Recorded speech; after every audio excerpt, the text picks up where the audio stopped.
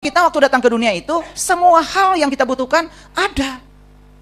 Bahkan saat itu nyaris tanpa upaya, semuanya ada. Bukankah itu surga?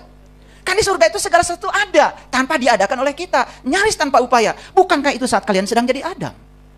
Waktu di surga. Betul nggak? Iya. Kan kalian kemudian dikasih buah huldi, masuk sekolah. Betul nggak? Iya. Umur 17, kata ibu papanya, kamu sudah cukup dewasa. Kan sekarang kamu sudah bisa melawan. Betul nggak? Makanya sekarang silahkan menentukan hidupnya sendiri. Betul nggak? Iya. Maka setelah itu kemudian Adam jadi susah kan? Iya. Enakan mana coba kalian sekarang atau ketika jadi Adam? Enakan waktu Adam. Sekarang kan di neraka semua. Betul nggak? Itu kebanyakan makan buah huldi. Makanya terusir kan dari surga. Sebetulnya itu Quran itu bukan cerita yang lain-lain. Nanti saya tunjukkan ayatnya. Itu cerita perjalanan hidup kita. Bismillahirrahmanirrahim. Assalamualaikum warahmatullahi wabarakatuh.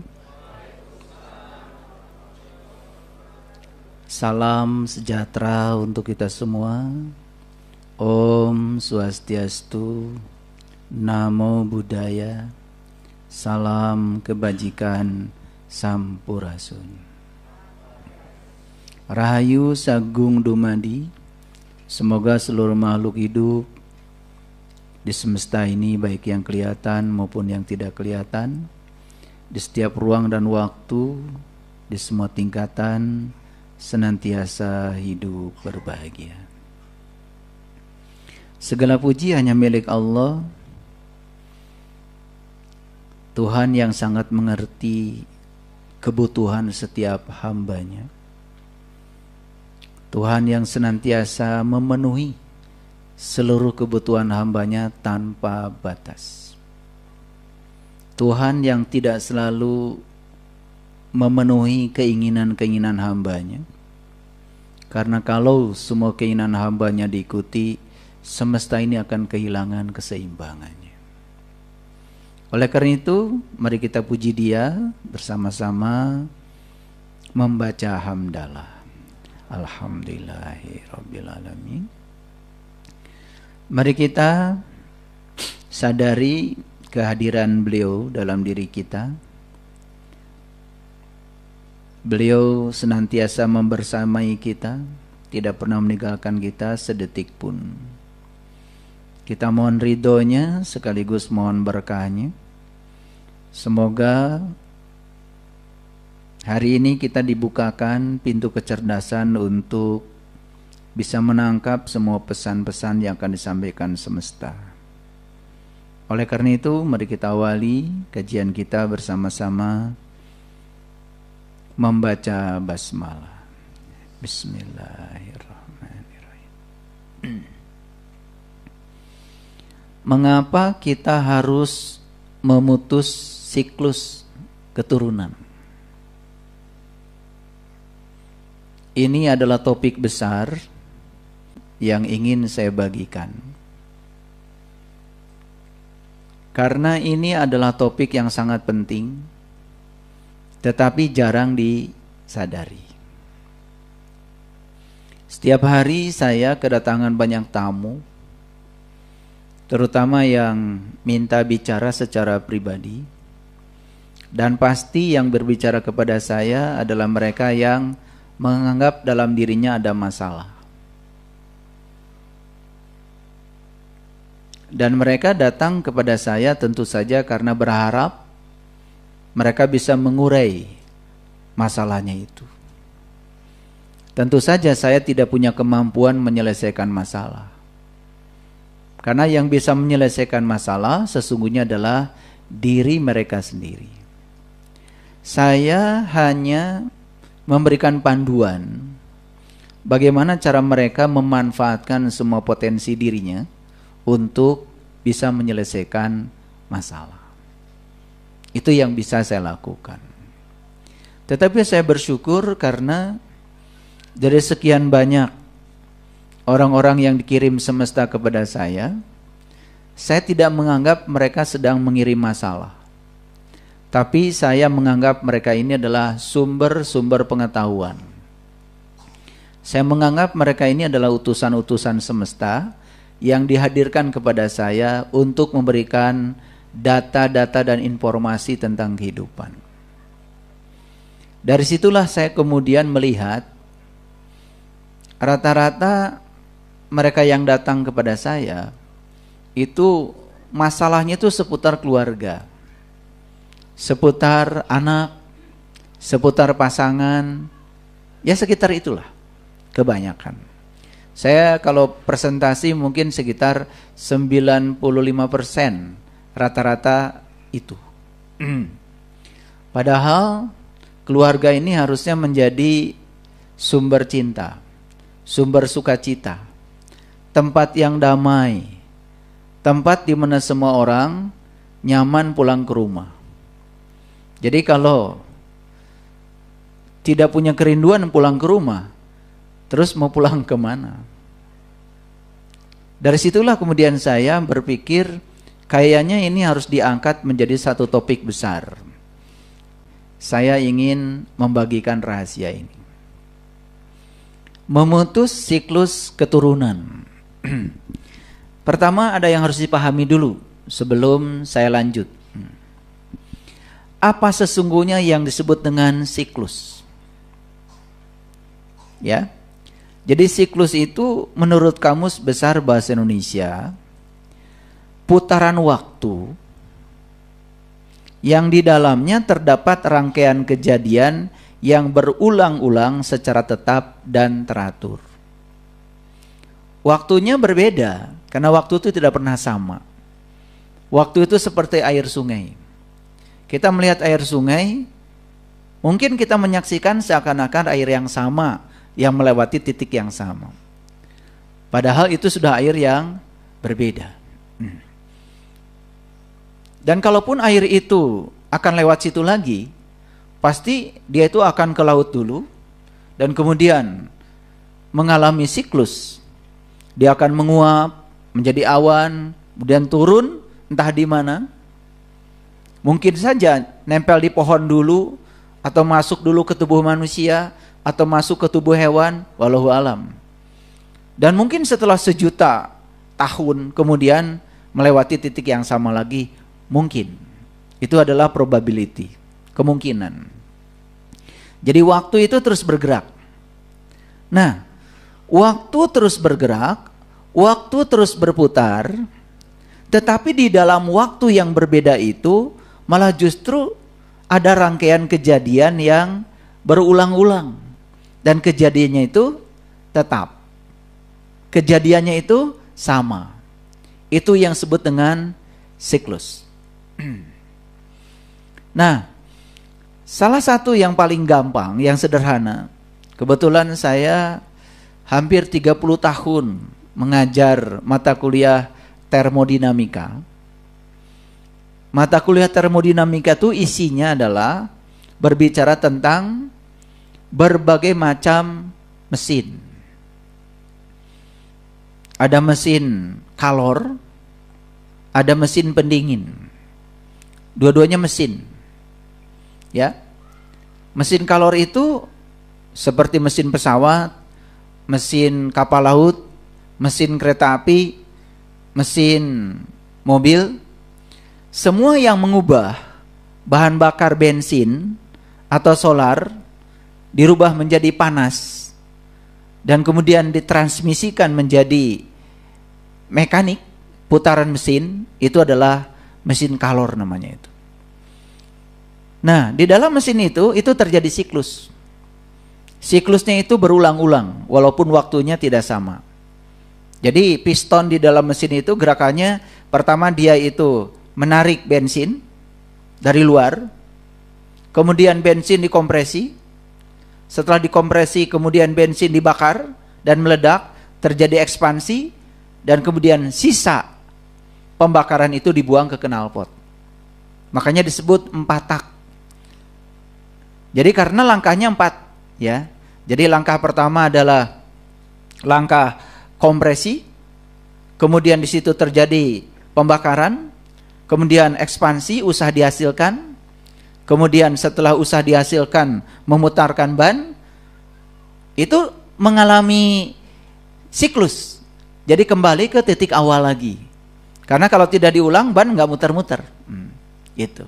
Jadi ban itu bisa muter terus-menerus, bisa mencapai kilometer yang ratusan, ribuan. Itu karena ban berputar, itu karena di dalam mesinnya terjadi siklus. Nah, kalau dalam bahasa termodinamika, siklus itu adalah serangkaian proses sedemikian rupa sehingga keadaan akhir kembali kepada keadaan awal. Itu dalam pengertian yang lebih sempit lagi.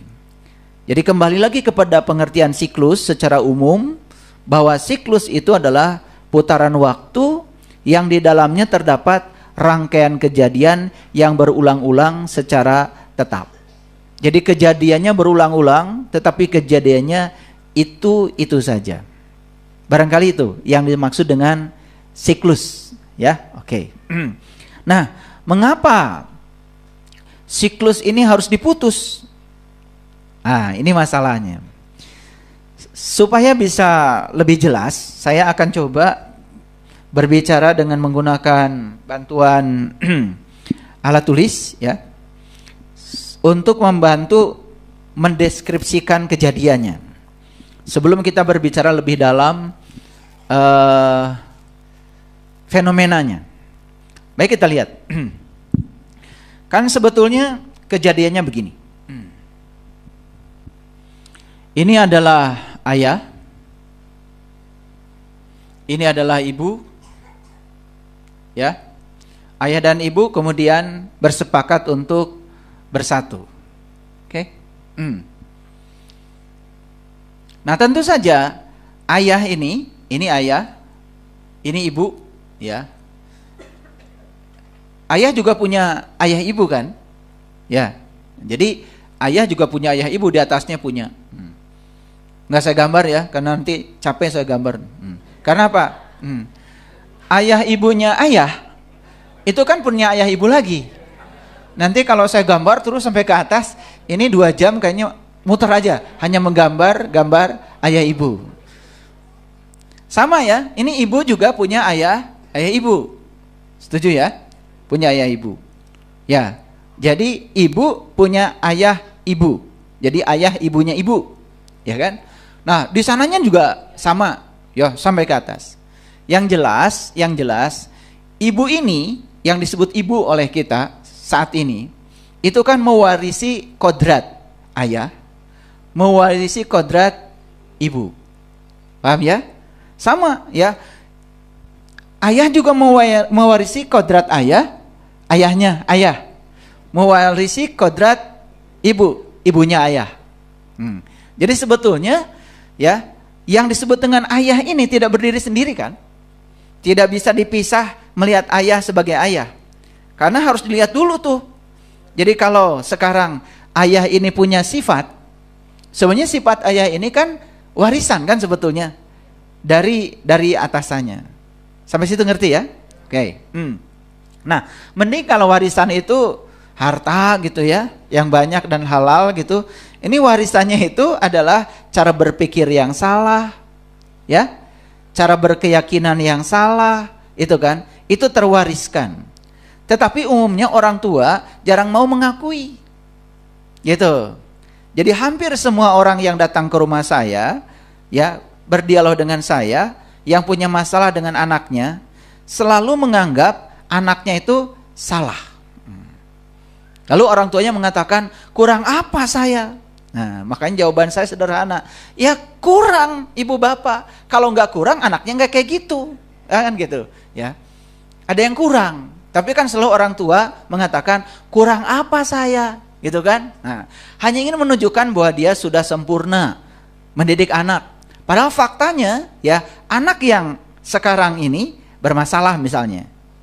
Ya, nah itu jarang ya orang tua yang mau mengakui bahwa sebetulnya apa yang terjadi pada anak itu adalah jangan-jangan bagian dari diri saya. Oke, itu ya. Makanya disinilah pentingnya kita harus memutus. Nah, bagaimana cara memutusnya? Itu yang akan saya berikan ilmunya hari ini. Karena kalau tidak diputus, sayang kan ini terus menerus ya. Ada kejadian yang berulang-ulang, misalnya mohon maaf, kemiskinan. Itu kemiskinan itu bisa terus menerus loh, itu ya. Jadi nenek kakeknya miskin, kemudian ayah ibunya miskin, anaknya juga miskin. Karena menurut ilmu, menurut penelitian, kemiskinan itu bukan karena orang tidak bekerja. Kemiskinan itu berasal dari perasaan miskin. Nah, perasaan miskin itu kan terwariskan. Terwariskan perasaan miskin itu. Contoh perasaan miskin itu begini ya. Misalnya nenek kakeknya pernah ngajak ke toko sepatu. Nah, nenek kakeknya ya menunjukkan sepatu. Lalu ya, anak dari nenek kakek itu melihat sepatu. Dan saat itu nenek kakeknya mengatakan, itu sepatu mahal. Misalkan begitu. Kan itu bisa masuk menjadi suatu perasaan. Ada perasaan dalam diri dari anak dari nenek kakek ini tidak akan mungkin bisa beli sepatu itu. Nah, itu masuk menjadi program. Nah, ketika anak ini nanti punya anak lagi, dia kecenderungan akan melakukan yang sama. Dan akan mengatakan, wah sepatu itu mahal. Padahal begitu bilang sepatu itu mahal, sudah terbukti bahwa orang ini tidak akan pernah menggunakan sepatu itu. Beda dengan kakek neneknya yang mengatakan sepatu itu bagus dan kamu bisa membelinya nanti. Sama ya, ketika dia akan punya anak, dia juga akan mengatakan yang sama. Karena pernah punya pengalaman memberi sepatu bagus. Betul nggak? Wah, saya juga dulu beli sepatu itu ya. Bagus, enak sepatunya. Kalau dipakai nyaman. Jangan berpikir mahal ya. Ya, berpikir kebeli aja. Nah, udah mulai mengajarkan. Nah, berarti dia sudah memutus mata rantai perasaan miskin. Nah, bayangkan ya, yang kita wariskan itu bukan hanya perasaan itu. Termasuk apa? Termasuk misalnya soal penyakit. Soal penyakit. Ya kan? Apalagi ada sebagian dari yang konsultasi kepada saya menuduh bahwa penyakit yang ada pada diri dia itu sebetulnya adalah penyakit warisan dari leluhurnya. Nggak keterlaluan gitu punya anak kayak gitu. Betul nggak? Dia menuduh sakit yang ada pada dirinya itu bukan akibat dari perilakunya, tapi semata-mata karena faktor genetika, karena ayah dan ibunya itu semuanya mengidap penyakit itu. Bahkan dikukuhkan oleh keyakinan bahwa dulu ya, ibu kamu itu sakitnya diabetes. Kakek nenek juga diabetes. Nah, ibunya kakek nenek diabetes juga. Jadi kalau kamu sekarang diabetes, ya itu memang keturunan gitu. Nah, itu akan jadi keyakinan. Nah, sekarang saya mau kasih tahu apa itu keyakinan. Harus tahu ya. Keyakinan itu adalah pikiran yang diulang-ulang terus-menerus yang sudah diikat oleh perasaan.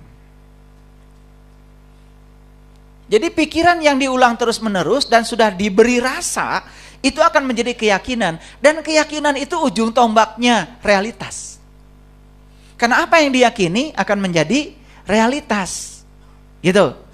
Jadi realitas yang terjadi itu sebetulnya akibat dari keyakinan. Bayangkan dia punya keyakinan soal penyakit adalah keturunan. Satu ya, dia sudah tidak sopan sama leluhurnya dan menganggap leluhurnya itu mewariskan penyakit. Yang kedua, dia juga kehilangan tanggung jawab, seakan-akan sakit yang melanda dirinya itu betul-betul akibat dari keturunan. Ingat ya, keyakinan bukan realitas. Ulangi ya, keyakinan bukan fakta. Ya, keyakinan itu bukan fakta, tetapi ketika keyakinan diberi ruang untuk beroperasi, lalu dia menjadi menguat, keyakinan akan menciptakan fakta. Tetapi kalau dia masih di level keyakinan belum jadi fakta tuh. Tetapi kalau keyakinan itu dibiarkan terus-menerus, kan lama-kelamaan bisa jadi fakta. Oke, clear sampai sini? Nah, jadi ini ayah, ini ibu. Setuju ya? Oke. Nah, sekarang ayah dan ibu kan kemudian berpelukan. Ya. Kemudian lahirlah di sini, ya. Lahirlah di sini anak. Ya. Ini anak. Oke. Ini yang saya maksud adalah kelahiran fisik ya. Belum saya bicara kelahiran spiritual. Ini kelahiran fisik, kelahiran fisik. Ya, kelahiran fisik. Jadi waktu anak ini lahir, secara fisik, jangan lupa, Bapak Ibu jangan lupa ya, saya mengingatkan. Kan anak ini asalnya 2 sel. 1 sel dari ayah, 1 sel dari ibu. Ya toh? Walaupun ya dari sisi genetik menurut teori sel ya, ternyata ya warisan yang ada di kromosom ya di dalam sel itu ya 75% dari ibu dan 25% dari ayah ya. Tetapi kan itu adalah hasil kontribusi bersama toh. Artinya kan bukan 100% dari ayah, 0% dari ibu kan? Jadi tetap ya, itu sains yang menyatakan itu. Saya juga kagum dengan Nabi Muhammad ya. Ketika ditanya siapa yang harus aku hormati? Ibumu, ibumu, ibumu, baru ayahmu.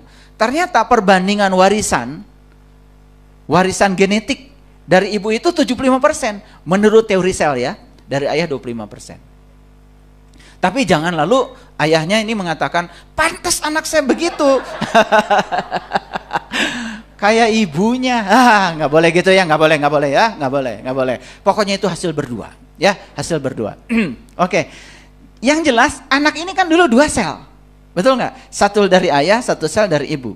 Nah, di dalam sel jangan lupa loh, di dalam sel itu ada yang namanya DNA.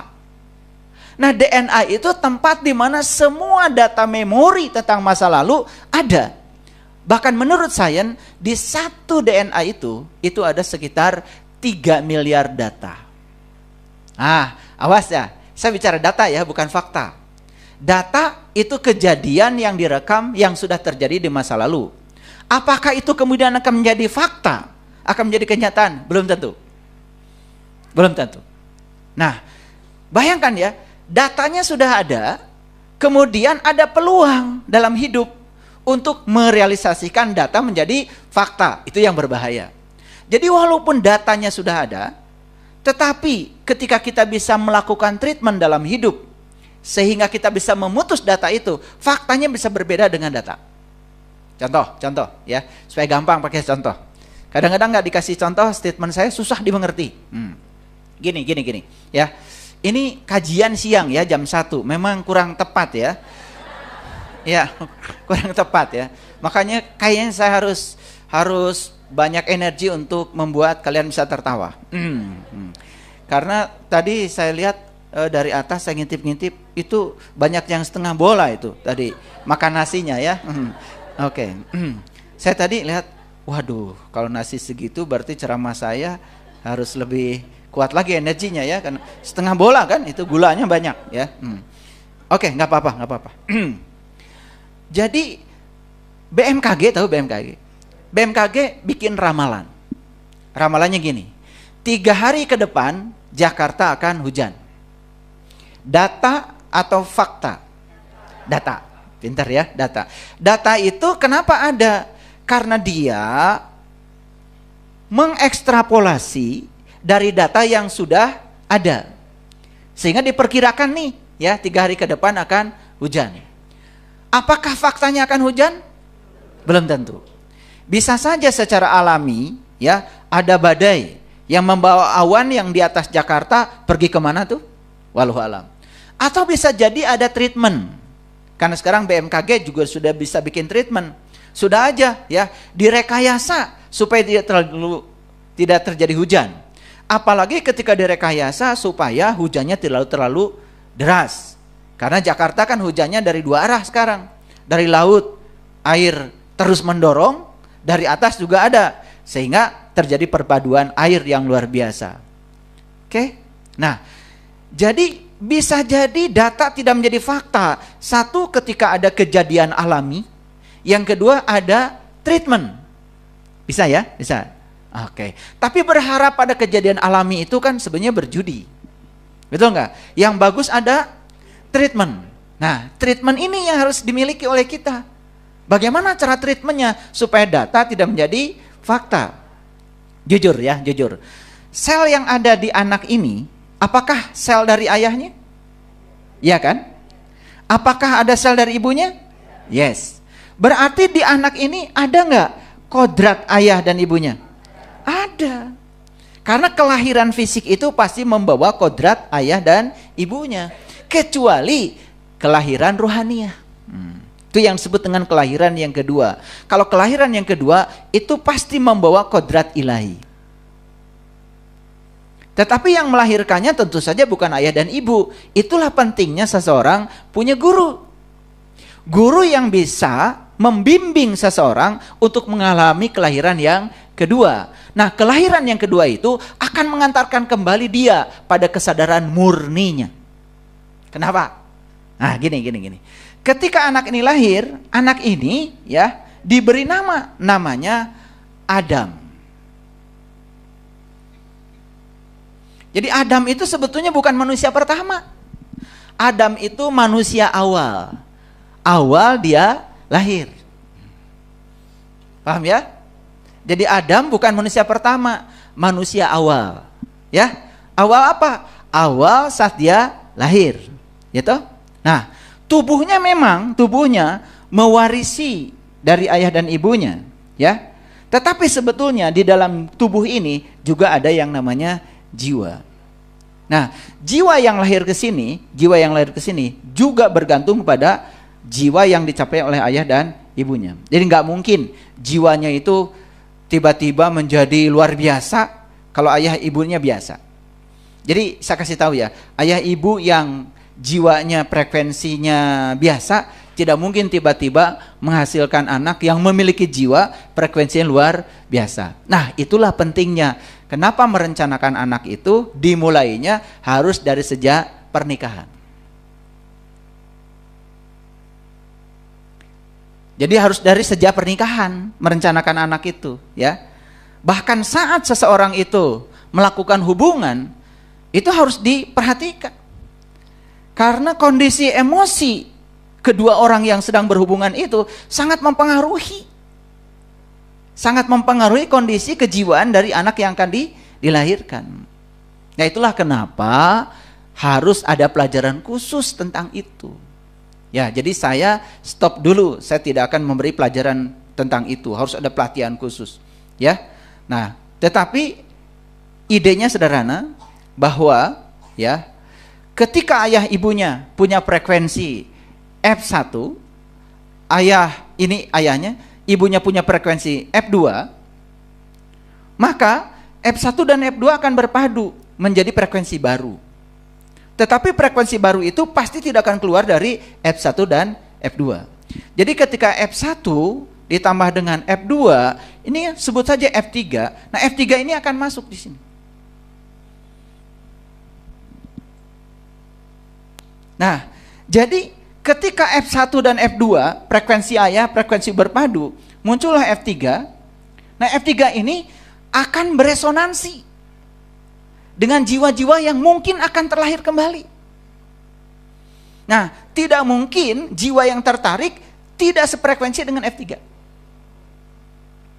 Jadi jiwa yang akan tertarik ke situ pasti jiwa yang frekuensinya sama dengan F3. Dalam bahasa fisika namanya resonansi. Apakah mungkin F1 tambah F2 jadi F4? Tidak mungkin. Tidak mungkin. Nah, lalu di sini ada jiwa yang akan meneruskan perjalanan dan dia itu perlu tubuh yang baru karena masih punya 3 hal. 1, karena ada utang yang harus dibayar. 2, masih ada jalan bengkok yang harus diluruskan. Yang ketiga, masih ada tugas yang belum selesai. Dan jiwa itu kan pernah hidup. Kalau dia pernah hidup, berarti dia punya frekuensi. Kalau jiwa yang ini adalah frekuensi F4, gak mungkin F4 beresonansi dengan F3. Yang akan beresonansi dengan ini adalah yang F3. Tetapi banyak yang tidak mengerti. Makanya melakukan hubungan, melakukan saja. Kapan mau, lakukan aja. Bahkan dalam keadaan marah, lalu melakukan itu. Nah, itulah kenapa manusia menjadi banyak yang kecanduan dengan urusan itu. Harusnya urusan itu untuk manusia bukan menimbulkan kecanduan, tetapi meningkatkan kesadaran. Gitu. Jadi kalau orang melakukan itu terus menerus, tetapi kesadarannya malah jatuh kepada kesadaran, maaf ya, hewani, ya, ingin lagi dan menjadi sangat kecanduan, ya itu kan sudah jatuh ke alam rendah. Dan yang semacam itu tidak mungkin kan jiwa-jiwa yang bermutu yang kemudian akan hinggap di tubuh yang baru itu. Sampai sini ngerti ya? Pelan-pelan. Nah, jadi Adam itu sebut aja adalah awal manusia saat dia lahir. Dia punya kesadaran? Dia punya kesadaran. Itulah kesadaran. Dan kesadaran setiap manusia yang lahir itu tidak sama. Tapi kesadaran itu, siapapun itu, apapun frekuensinya, sebut saja itu kesadaran awal. Nah, kesadaran awal ini kan jadi bibit. Betul nggak? Menjadi bibit. Nah, sama seperti bibit untuk tumbuhan. Kalau secara genetika, memang bibitnya itu sudah bagus, lalu dipupuk dengan cara yang bagus, yang menyebabkan bibit itu tumbuh dengan bahagia, pasti hasilnya bagus. Tetapi bibit yang bagus ini, ketika dipupuk oleh pupuk yang kurang tepat, cara pemeliharaan yang kurang tepat, pasti juga tidak akan maksimum dong untuk menghasilkan panen yang bagus. Apalagi secara bibit, kesadaran yang muncul di situ bukan kesadaran yang bagus. Kemudian pupuknya, lingkungan tempat dia tumbuh juga tidak terlalu bagus. Apa yang terjadi? Itu akan terus menerus kan dia. Ngerti maksud saya? Nah, pernah nggak Bapak Ibu berpikir seperti ini? Pernah kan sekarang ya? Oke. Pernah ya sekarang, nggak apa-apa. Nah, oke. Ngerti sekarang Adam. Jadi Adam tuh manusia awal. Nah, manusia yang awal ini, Adam ini, kan kemudian dia mulai melihat dunia. Betul? Mulai bisa merespon dunia. Mulai bisa menangkap informasi. Betul nggak? Nah, ketika dia tumbuh, mulai masuk tuh berbagai macam informasi. Informasi yang tumbuh itu lama-kelamaan akan menjadi program dalam dirinya Adam. Dari siapa? Yang terdekat adalah dari ayah dan ibunya. Betul nggak? Nah, program yang masuk di kepala Adam ini, tentu saja program ini tidak jauh. Pasti yang paling dekat adalah program dari ayah dan ibunya. Nah, itulah yang kemudian membentuk pikiran. Jadi Adam yang lahir ini memang punya kesadaran setiap manusia yang lahir itu beda. Ngerti maksud saya? Karena kan titik awalnya juga beda. Oke. Nah, jadi Adam ini sudah punya program. Program ini masuk ke Adam, masuk ya. Nah, ketika program masuk ke Adam, ini perhatikan. Otak Adam yang tadinya hardware yang kosong ini kan lama-kelamaan menjadi terisi oleh aplikasi. Sama seperti HP kita yang kosong kemudian dimasukkan aplikasi. Kualitas dan kinerja HP ini tergantung kepada aplikasi yang diinstalkan kepada HP ini. Paham ya? Nah, jadi kinerja HP ini kan bergantung kepada kinerja aplikasi yang ada di sini. Setuju? Oke. Nah, program masuk ke sini. Nah, program ini masuk menjadi pikiran. Nah, itu sebabnya ya, yang disebut dengan pikiran bukan bawaan. Pikiran itu adalah bentukan dari lingkungan. Yang membentuk pertama kali Adam ini siapa? Orang tuanya. Yang kedua adalah lingkungannya. Berikutnya sekolahnya. Yang keempat gurunya.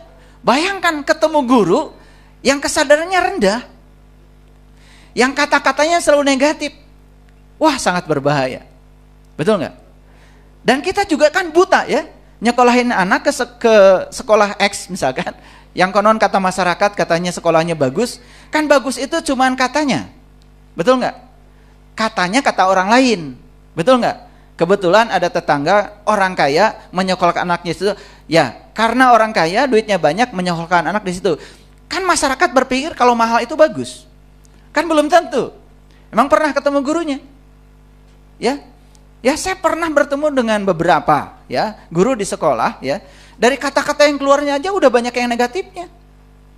Dan kalau dia ngajar di kelas, kemudian kata-kata negatif itu tiap hari ketemu anak kita, kan bahaya. Lama-kelamaan jadi program juga. Nah, terbentuklah yang namanya pikiran. Nah, pikiran ini setelah terbentuk dia akan mengendalikan. Sehingga kesadaran yang awal yang dibawa tadi sudah memang minimal kesadarannya, ada bentukan dari luar. Betul nggak? Nah, bentukan dari luar itu, informasi dari luar itu, itulah yang disebut dengan hawa.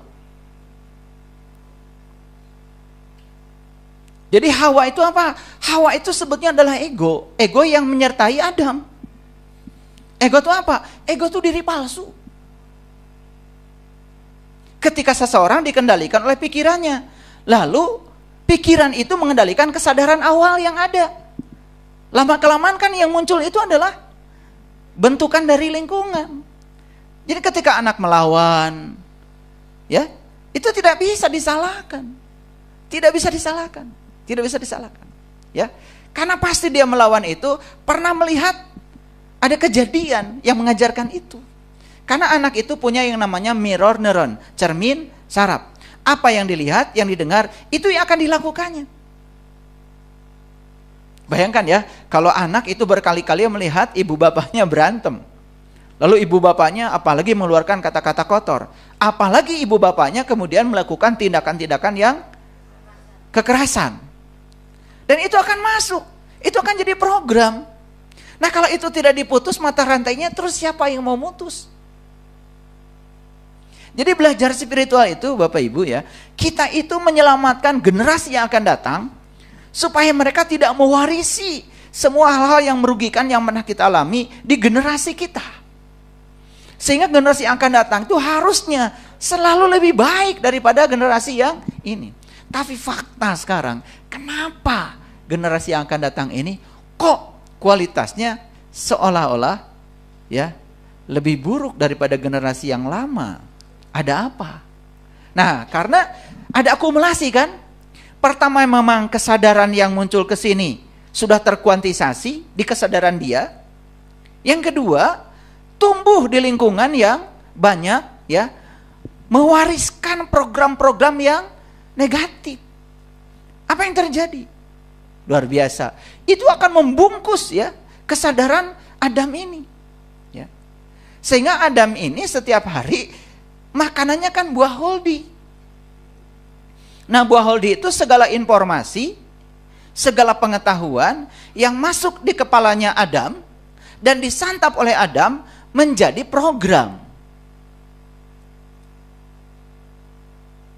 Ketika Adam berpikir hidup itu penuh dengan perjuangan, hidup itu susah dan penuh perjuangan, dan itu sudah menjadi program di kepala Adam, bagi dia hidup itu susah dan penuh perjuangan. Tapi bagi orang yang mengatakan bahwa hidup itu mudah dan menyenangkan, itu akan lain lagi. Ngerti maksud saya? Jadi kenapa nasib anak-anak kita seperti yang sekarang ini? Jangan kemudian disalahkan mereka itu, karena pada diri mereka itu ada kodrat kita. Ada hal yang pernah disaksikan dari kita. Nah, ini yang harus diakui. Harus diakui. Jadi kita harus mengakui ini dulu. Jadi Adam ini ya, Adam ini tepat saat dia lahir ke alam dunia, membawa kesadaran dirinya, itulah Adam. Nah, pada saat itu Adam itu di surga. Di surga. Betul nggak? Iya. Terasa nggak waktu jadi Adam kalian di surga? Terasa kan? Masa nggak kerasa? Kan di surga itu katanya segala sudah disediakan. Betul nggak? Coba kalian nangis, datang susu. Nangis lagi, datang baju baru. Ini ada macam apa ini kok nggak ngerasa? Waktu kalian sedang jadi Adam di surga, kalian itu tidak usah kerja apa-apa, tapi apa-apa ada. Masa nggak kerasa? Ada nggak datang ke dunia langsung ngelamar jadi tukang tembok? Ada? Nggak ada. Semua kita waktu datang ke dunia itu, semua hal yang kita butuhkan ada. Bahkan saat itu nyaris tanpa upaya, semuanya ada. Bukankah itu surga? Kan di surga itu segala sesuatu ada, tanpa diadakan oleh kita. Nyaris tanpa upaya. Bukankah itu saat kalian sedang jadi Adam? Waktu di surga. Betul nggak? Iya. Kan kalian kemudian dikasih buah huldi, masuk sekolah. Betul nggak? Iya. Umur 17 kata ibu papanya, kamu sudah cukup dewasa. Kan sekarang kamu sudah bisa melawan. Betul nggak? Makanya sekarang silahkan menentukan hidupnya sendiri. Betul nggak? Iya. Maka setelah itu kemudian Adam jadi susah kan? Betul nggak? Cari makan sendiri. Betul nggak? Cari rumah sendiri, cicil mobil sendiri. Betul nggak? Iya. Enakan mana coba kalian sekarang atau ketika jadi Adam? Enakan waktu Adam. Sekarang kan di neraka semua.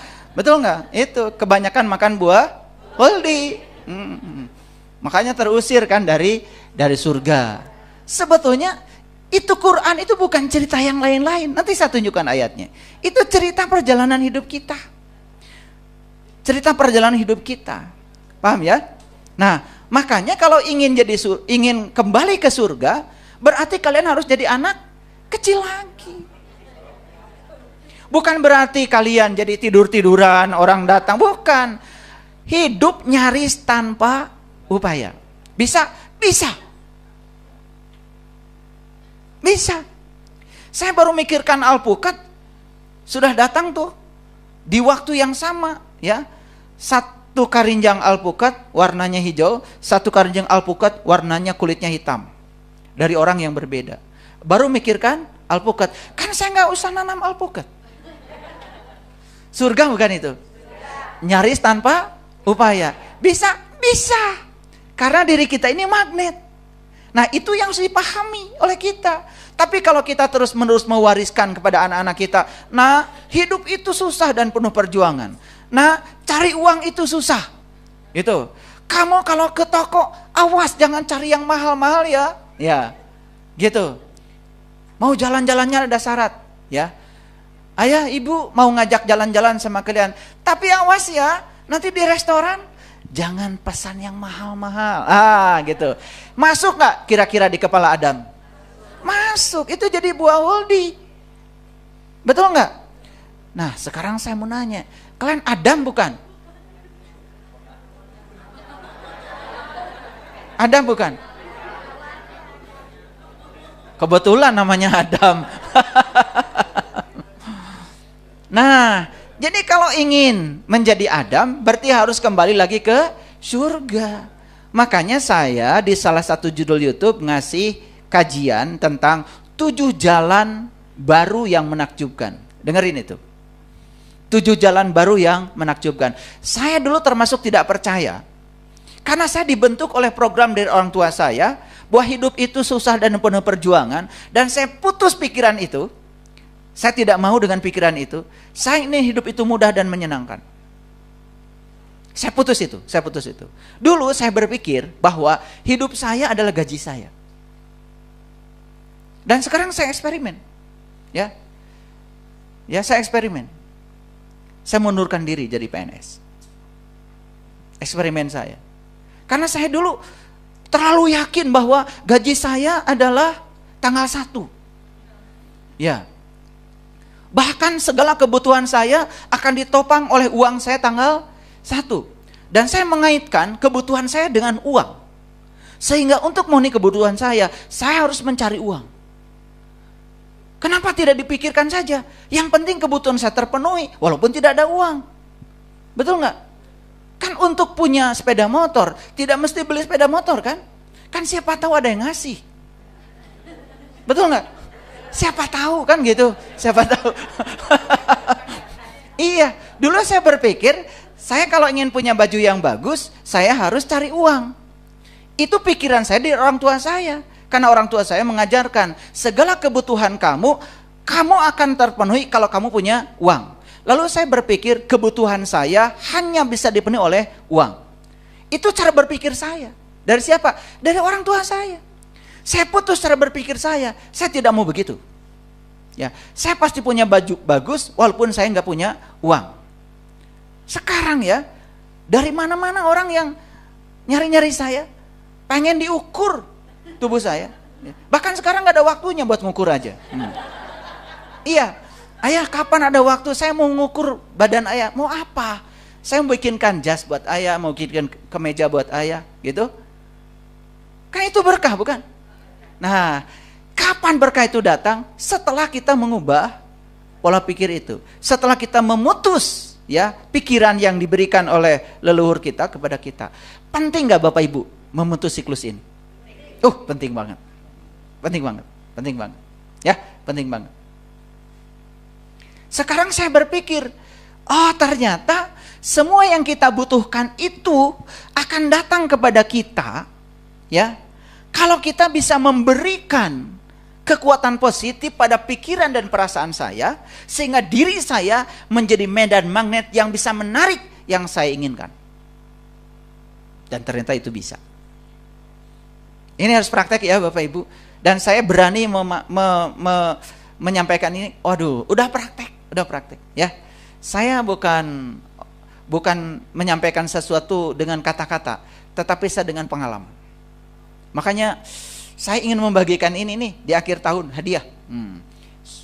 Jadi nggak usah bikin resolusi 2025, nggak penting amat.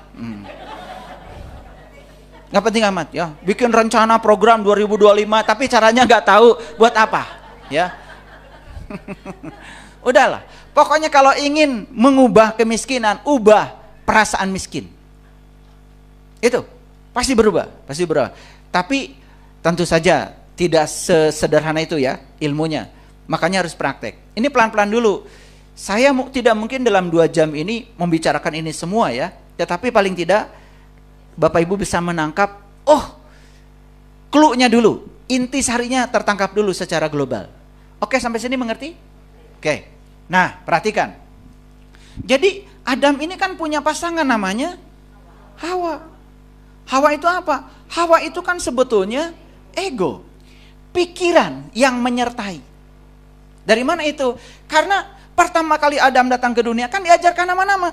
Coba ingat gak Adam dulu diajarkan nama-nama? Saya ingat? Saya ingat. Sampai kalian itu takut gak diaku sebagai ayah. Ini siapa?